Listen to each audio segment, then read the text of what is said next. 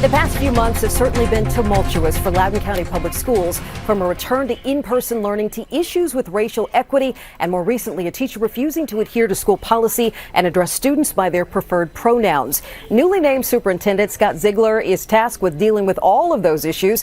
He joins us now to talk about his plans for the future of the school district. Scott, congratulations to you, and thanks so much for joining us. Sure. Thanks for having me, and thank you for your warm words. Let's talk about your vision for the future of Loudoun County Public Schools. What is your plan?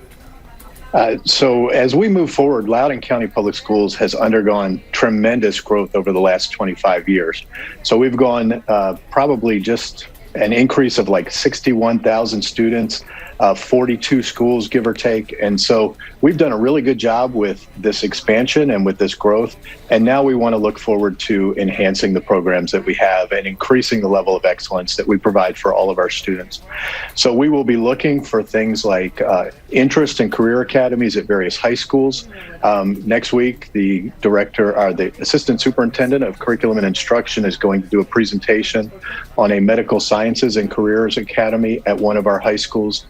We also will be looking to do agricultural education, international baccalaureate, really enhancing our programs and giving more opportunities for our students. Scott, I know you've got a long list of things you want to achieve, and I know in a recent article you were quoted as saying you want to remain focused on educating every student in a welcoming, safe, inclusive, and affirming environment. What is your plan to make sure you achieve that inclusive environment? We know following reports in recent years that found widespread racism in Loudoun County was negatively affecting the progress of some Black and Hispanic students.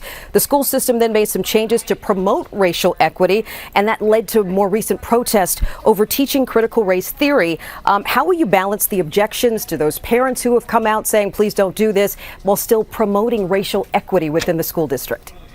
Sure. So we have said for the past several months that we are not teaching critical race theory, that our focus is on providing exactly what you said, a welcoming, safe, and affirming environment for all of our students.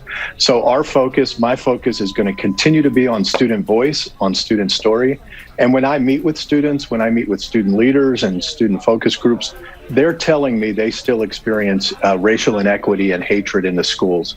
And so my focus is going to be on making schools a better place for them and making sure it's a place that they want to be. Now, let me ask you, in keeping in line with that goal of inclusivity, recently we know the judge reinstated the teacher who said he was not going to use students' preferred pronouns. How do you go about reassuring students and parents of transgender teens they are in a safe and inclusive space when they're in school? Yeah, so that's a debate that's going on all across the Commonwealth of Virginia. So July 1, a new law goes into effect that requires school boards to have in place policies that protect transgender students. And Loudoun County is no different. So the school board is, I would anticipate, going to move forward with adoption of our policy that's going to help assure that our schools are safe and welcoming for our transgender students. And that will include things like pronouns and restroom use and privacy and all of those things that similar discussions are going on all across the Commonwealth. You got a lot to tackle. Again, congratulations, Loudoun County Superintendent Scott Ziegler. Thanks so much for joining us. Thanks for having me.